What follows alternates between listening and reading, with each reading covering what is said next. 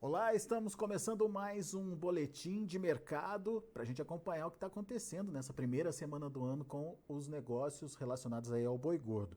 O que dá para concluir é que a semana está terminando sem grandes modificações, sem grandes mudanças, principalmente em preços e poucos negócios acontecendo.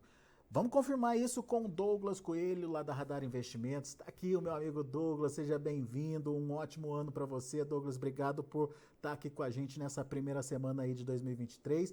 Uma semana que me parece bastante morna aí para o mercado, né? Com poucos negócios. O que está acontecendo, Douglas? Seja bem-vindo. Muito boa tarde, meu amigo Alexandre. Muito boa tarde a todos os amigos do Notícias Agrícolas. Que 2023 seja um ano abençoado, cheio de saúde. Força para a gente continuar firme aqui no pé do eito. Um abração a todos vocês e o time do Notícias Agrícolas também. Pois é, o mercado começou lento, né? Não só o mercado de físico de boi, mas o mercado futuro também. Acho que o mercado futuro reflete essa lentidão no mercado físico. Os mercados como um todo, o financeiro também começou bem devagar na segunda, na terça-feira. Quarta-feira esboçou alguma reação, algum aumento de volume, mas quando a gente coloca semanalmente ainda está bem abaixo da média, as coisas estão bem calmas, né? A gente vê que boa parte dos frigoríficos em São Paulo estão fora dos negócios, né? A gente pensava que eles fossem até voltar na quarta e na quinta. Hoje, os nossos levantamentos, a gente passou a mão no telefone, foi conversando com os players também, sentiu eles bem frios, voltando somente na próxima semana. Parte dos pecuaristas também, quando a gente entra em contato, está mais de férias, mais afastado com a família, né?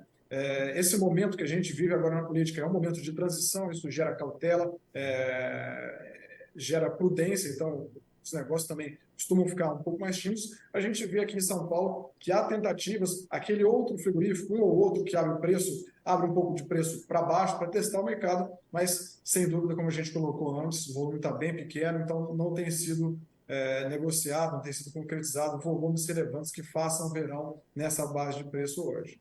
Hoje a gente trabalha com que patamar de preço aí? Vocês na Radar estão trabalhando com que patamar de preço para arroba?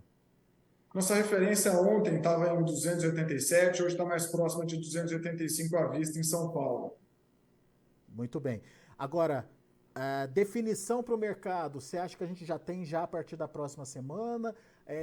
Que fatores poderiam mexer aí com esse mercado parado nessa primeira semana do ano, Douglas? Ótimo, boa pergunta, né? Acho que o principal fator que não só o mercado do boi gordo precisa olhar de perto, mas o mercado de hard commodities também, minério, petróleo, o mercado financeiro como um todo, será essa reabertura mais massiva, coordenada da China a partir do dia 8 de janeiro, né? Depois longos períodos aí de vai, não vai, de chove, não molha, o governo chinês colocou essa data como uma data oficial para o relaxamento da política de Covid zero.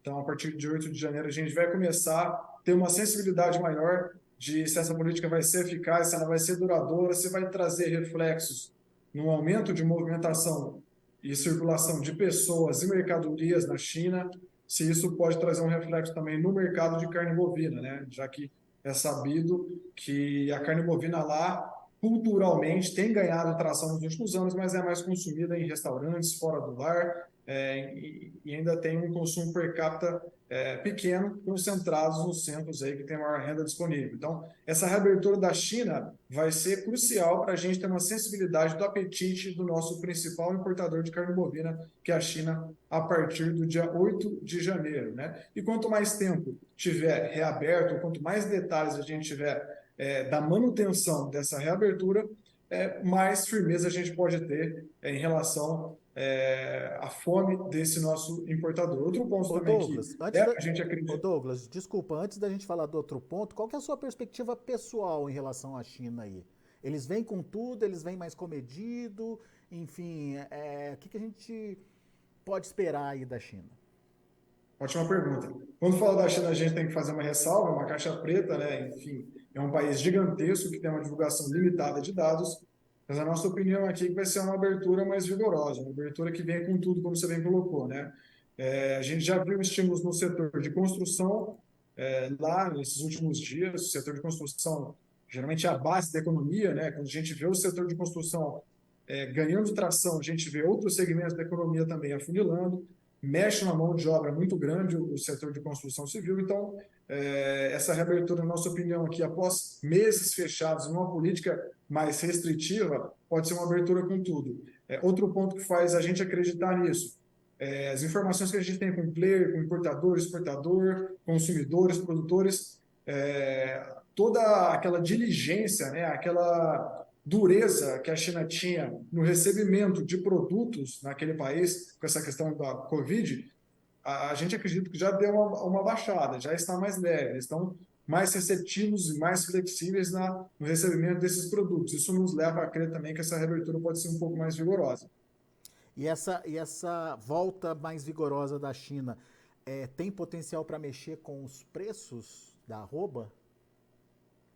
Quando a gente fala de China, sem dúvida, né? Acho que por mais que a oferta e a demanda, né, quando a gente olha no ciclo pecuário, seja preponderante e o mercado doméstico ainda represente grande parte do escoamento da produção, a gente coloca historicamente, a partir de setembro de 2019, quando foi aquela reabertura mais massiva de plantas para a China, o preço do boi gordo mudou de dinâmica, né?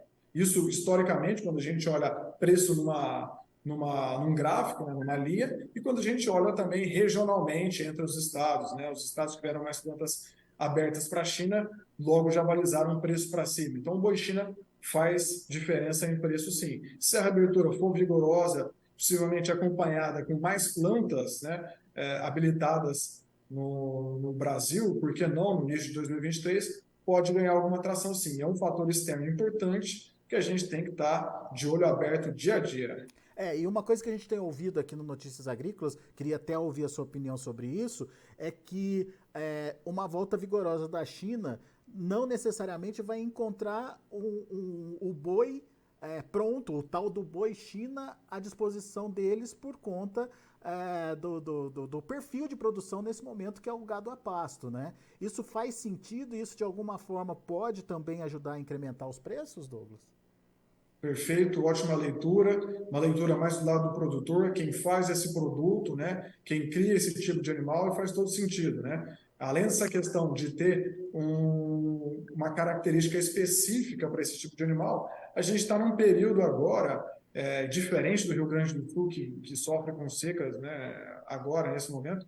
No centro-sul brasileiro como um todo, quando a gente olha São Paulo para cima, aí São Paulo, Minas Gerais, Goiás, Mato Grosso, a gente está tendo uma dinâmica de chuva abundante, com frequência, com volume, diferente do cenário que a gente via em 2022 e muito diferente do cenário que a gente viu em 2021, que foi um ano de muita seca. Então, ao contrário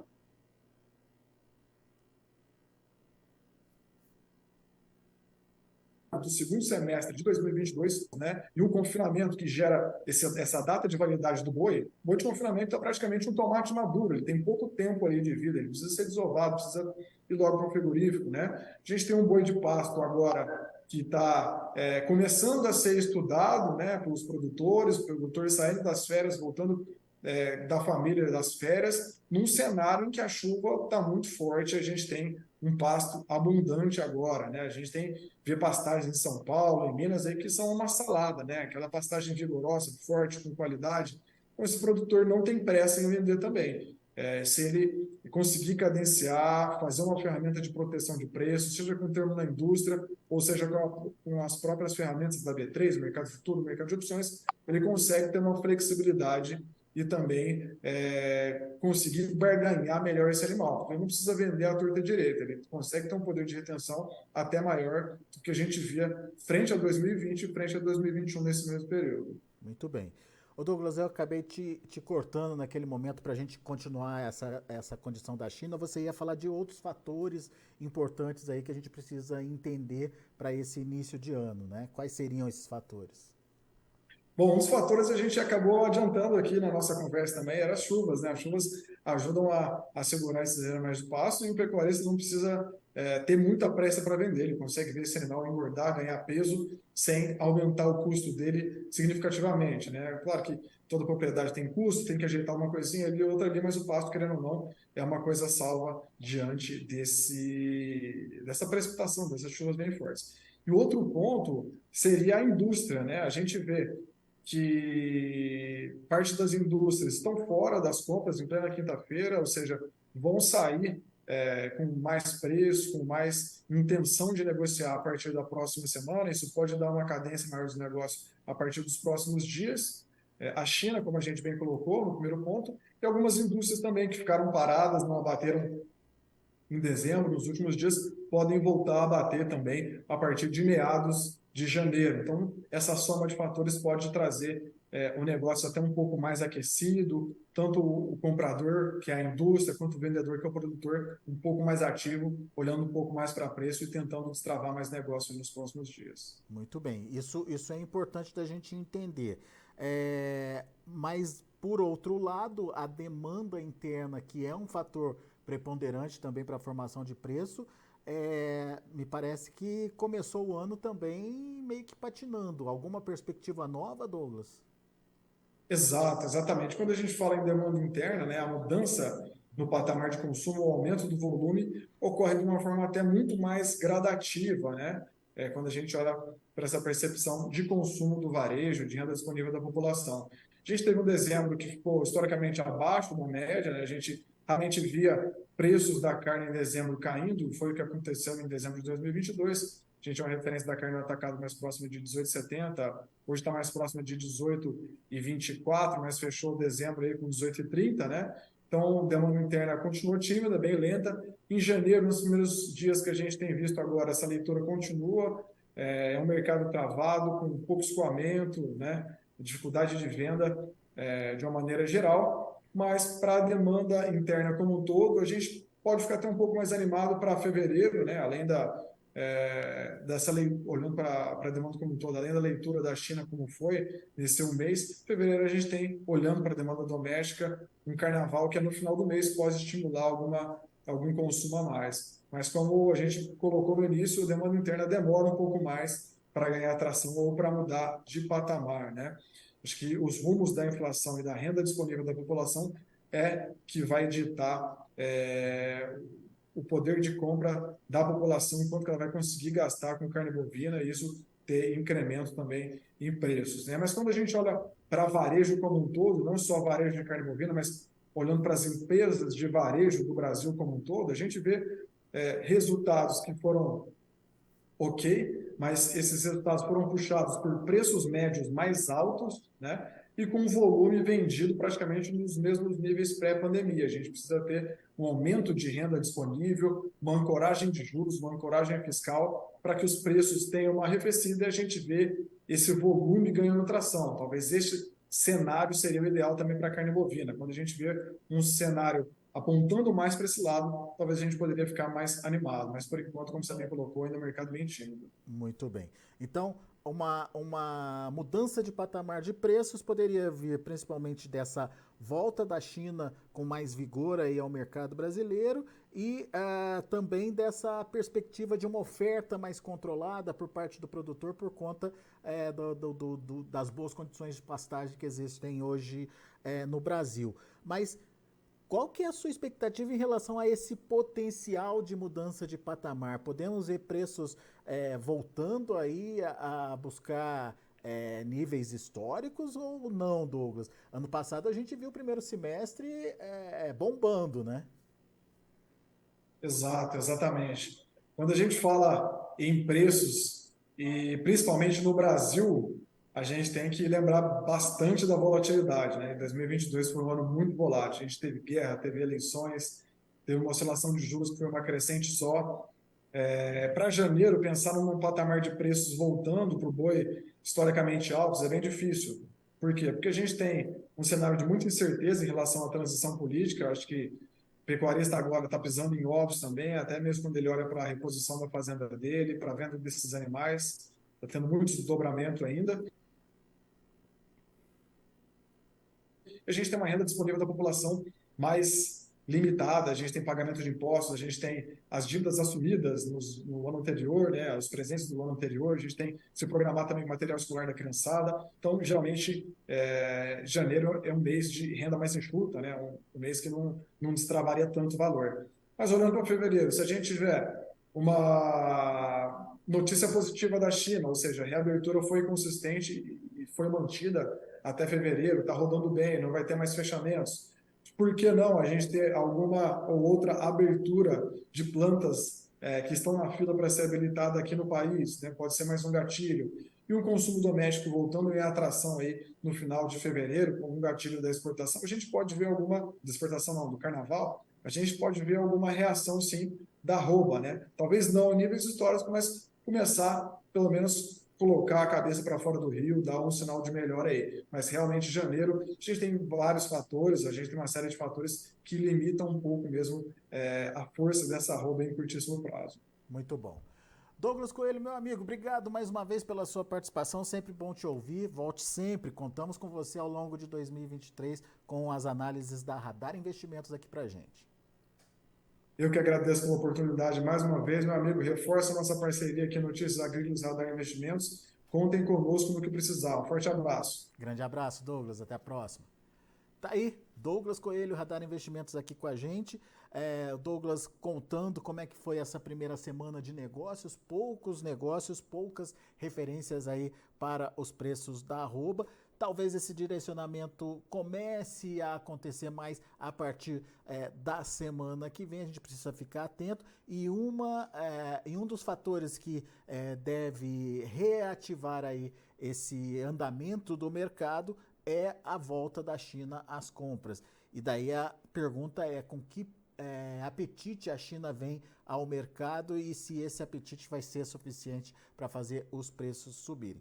O Douglas também relatou aí a questão da oferta, que apesar de ser um ano com maior oferta, nesse início de ano, a possibilidade de gerenciamento de entrada de animais é maior por conta da boa condição das pastagens, principalmente no centro-norte do país, onde as chuvas têm beneficiado aí o desenvolvimento dessas áreas. A gente vai ficando por aqui, mas antes deixa eu mostrar para vocês como estão os negócios lá na B3. Douglas disse que os negócios seguem parados, com poucos contratos sendo fechados. A gente percebe isso na movimentação também dos contratos. Olha aí, janeiro e fevereiro só tem movimentação. Nesse momento, 284,40 para o janeiro, com queda de 0,35%, e o fevereiro, R$ 286,50, com queda de 0,49%. Os demais vencimentos ainda sem referência. O indicador CPEA, volta lá, o indicador CPEA acabou encerrando o dia de ontem com queda de 1,79% a R$ 288,20. São os números de hoje do mercado do boi. A gente fica por aqui, lembrando que o mercado está em andamento lá em São Paulo ainda e, portanto, não é a finalização dos preços lá na Bolsa, lá na B3. Daqui a pouco a gente volta com outras informações. Na sequência tem João Batista Olive com Tempo e Dinheiro.